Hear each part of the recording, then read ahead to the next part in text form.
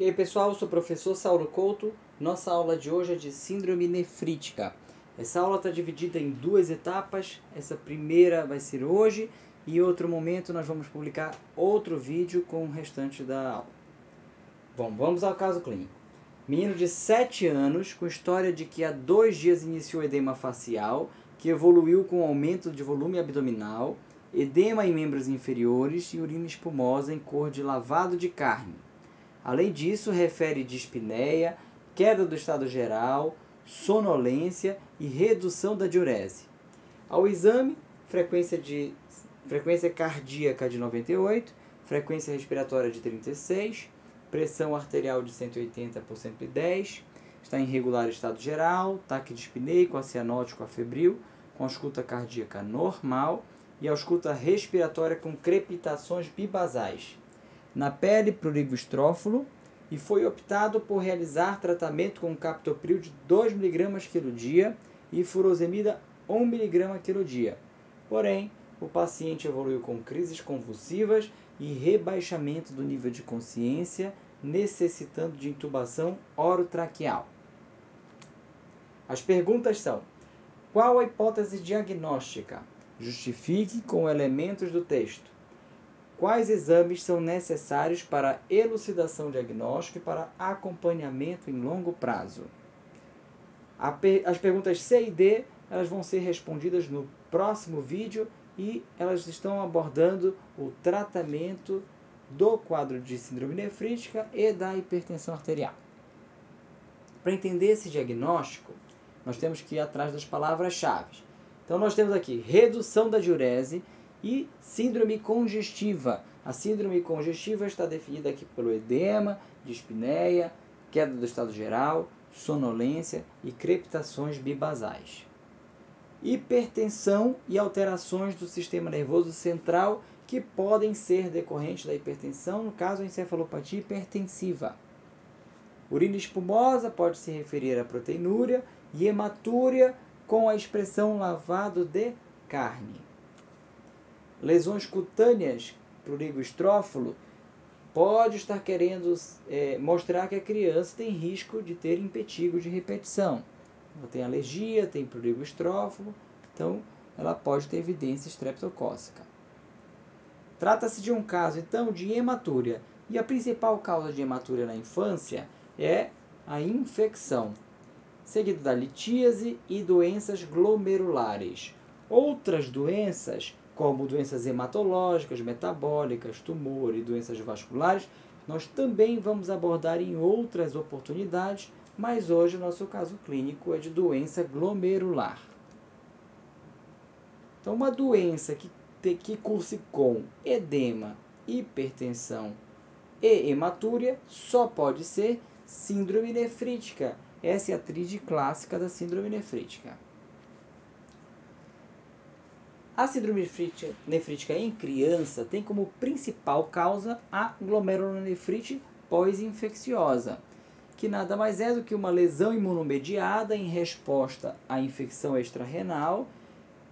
É a principal causa de glomerulonefrite em crianças e a principal delas é a glomerulonefrite pós-estreptocócica. Entre as bactérias que causam glomerulonefrite pós-infecciosa estão o estrepto e o estafilococcus, sendo o estafilococcus mais comum em idosos. A incidência global é de 472 mil casos ao ano, sendo 77% em países em desenvolvimento. Pode ser causada por doenças virais, por fungos e por protozoários. Como a glomerulonefrite pós-estreptocócica é a principal causa de síndrome nefrítica em criança, nós vamos nos ater aqui a ela. Ela é uma complicação tardia e não supurativa da infecção de pele ou de orofaringe pelo Streptococcus do grupo beta-hemolítico do grupo A. Ocorre em surtos ou em casos esporádicos e está relacionado com a miséria, seja por má condições de higiene ou seja por dificuldades de acesso aos serviços de saúde. Aqui nós temos um caso interessante, um artigo publicado em 2002, que por análise proteômica verificou uma sensibilidade dos streptopiógenes ao flúor da água, mostrando a importância aí das regiões de má higiene, que não têm acesso ao flúor. E eles nesse estudo encontraram uma redução em 2 importantes fatores de virulência bacteriana dos streptococcus. A diminuição na expressão do gliceraldeído 3-fosfato desidrogenase, que promove a adesão bacteriana, e a diminuição na expressão de proteínas M. Bom, qual é a hipótese diagnóstica? Então, glomerulonefrite aguda pós-estreptocócica. Está justificada pela presença de edema, hipertensão e hematúria. Correto? A evidência estreptocócica, que é importante para favorecer o diagnóstico, nós não temos, mas nós temos aqui um fator de risco importante, que é o prurigo estrófilo. Como que se dá a patogenia da GNDA? Bom, existem várias hipóteses, as principais é que existem imunocomplexos circulantes ou formação de imunocomplexos in situ. In situ é a principal hipótese, a hipótese mais aceita hoje em dia. Circulação de imunocomplexo quer dizer o quê? Que existem complexos antígeno-anticorpo de estreptococo nefritogênico e esses complexos foram observados nos capilares glomerulares, favorecendo a ideia de que existem esses imunocomplexos. A formação de imunocomplexos in situ, com ativação secundária do complemento e recrutação de células inflamatórias, provocando uma lesão mediada por leucócitos.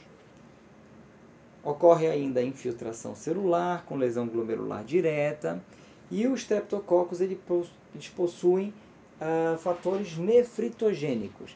Os 2 principais da literatura são o receptor de plasmina associado à nefrite e a exotoxina pirogênica streptocócica do tipo B, que ativam a via alternativa do complemento, levam a quimiotaxia e produção de interleucina 6 pela célula mesangial, inflamação e expressão de moléculas de adesão. Além disso, pode acontecer, não é bem definido, mas uma predisposição genética aos streptococcus para a produção da glomerulonefrite. Bom, para a gente poder entender melhor, eu preciso revisar um pouco aqui o sistema complemento. Então, nós temos 3 pontos principais do sistema complemento. O C3b, que é responsável pela opsonização, o C5a, que é uma anafilotoxina responsável pela quimiotaxia, e o complexo de ataque à membrana, que faz a lise celular. Então, nós temos 2 vias principais, a via clássica e a via alternativa do complemento, que levam à clivagem do C3 para a formação do C3b e da C3 convertase, que vai se juntar com o C5, vai clivar o C5 para formar a C5 convertase, formar o complexo de ataque à membrana e a lise celular. E nós temos essas 2 proteínas, 2 exotoxinas, 2 streptococcus, que agora nós sabemos que elas ativam a via alternativa do complemento, mantêm ela ativada, promovendo a lesão celular. Esse é um estudo interessante de 2004, realizado no Japão, em que avaliou crianças, pacientes com glomerulonefrite e observou a presença de receptor de plasmina em biópsias nos primeiros 14 dias da doença.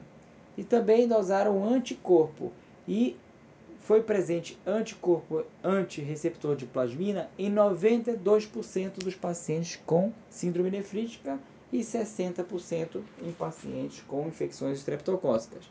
Então, é um marcador importante para a evidência da infecção estreptocócica. Esse outro estudo já avaliou de forma diferente. Foi um estudo multicêntrico em 2005, publicado em 2005, que realizou 17 biópsias e 53 análises sorológicas. Eles identificaram em 12 das 17 biópsias a presença da exotoxina pirogênica streptocócica. e ela estava colocalizada, localizada juntamente com os depósitos de complemento e depósitos subepiteliais, o que foi um achado importante. Os anticorpos anti-exotoxina B foram identificados em 53 pacientes dos 53 testados. E os anticorpos antirreceptor de plasmina foram encontrados em 5 dos 47 testados. Então, esse estudo fala contra o receptor de plasmina como sendo um fator de virulência importante para a gênese da síndrome nefrítica. Entretanto, ocorre uma discussão que talvez haja uma regionalização por perfil genético, susceptibilidade genética, em que ambos os fatores se tornam importantes na gênese da síndrome nefrítica. É um terreno ainda desconhecido. Os aspectos anatomopatológicos importantes e que caem bastante prova de residência são a glomerulonefrite proliferativa endocapilar, é o achado da microscopia óptica, a presença de depósitos subepiteliais, encontrado principalmente na microscopia eletrônica, a palavra humps, são as corcovas de camelo, que representam esses depósitos, sempre caem em prova de residência, presença de crescentes, que conferem pior prognóstico, e a imunofluorescência com depósitos de C3 e IgG.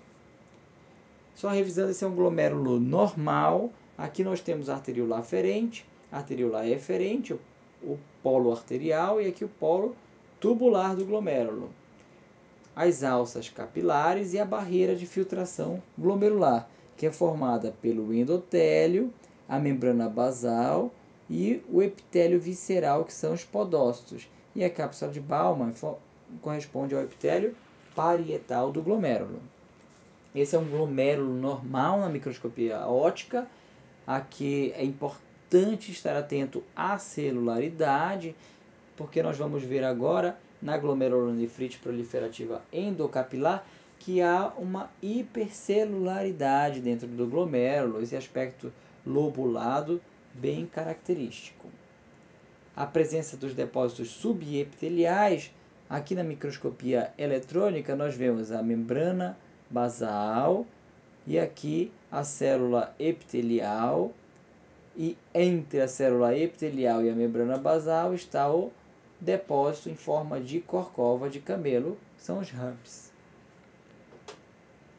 A presença de crescente, que pode conferir um pior prognóstico. E além disso, alguns achados laboratoriais importantes. A hematúria, que pode ser macroscópica em 2/3 dos casos. A família costuma referir a cor em lavado de carne, Coca-Cola, Guaraná ou sangue vivo. No EAS pode mostrar apenas uma microhematúria ou então cilindros hemáticos, que são bem característicos de patologia glomerular. Os achados laboratoriais importantes, eu preciso ter uma evidência estreptocócica e posso confirmar pelo ASLO ou pela anti-DNase B, que é mais específica. Complemento total C3 e C4, principalmente o C3 vai ser consumido. Ureia, creatinina, eletrólitos e o exame de urina simples. Raio-x de tórax, proteína total e frações e proteinúria para diferenciar a síndrome nefrótica. Os critérios de cura são função renal normal após 4 semanas, ausência de hematúria macroscópica após 4 semanas, ausência de proteinúria patológica após 4 semanas, normalização do complemento após 6 a 8 semanas, hematúria microscópica pode persistir por 2 anos. Isso é muito importante e isso incomoda bastante as famílias. Bom, só uma representação esquemática da evolução clínico-laboratorial. Aqui eu tenho a estreptococcía, em seguida ocorre a queda do complemento, aumento do ASLO, a proteinúria, que ela é presente nas primeiras 4 semanas e depois negativa. Observar que o complemento ele vai estar normal após 6 a 8 semanas. A hematúria, que é macroscópica nas primeiras 4 semanas e depois ela fica microscópica e persistente por até 2 anos. A hipertensão, que é mais grave no período de 2 semanas, junto com o edema, que tende a melhorar após essas 2 semanas. Bom, então a pergunta é: quais são os exames necessários para a elucidação diagnóstica e para acompanhamento em longo prazo?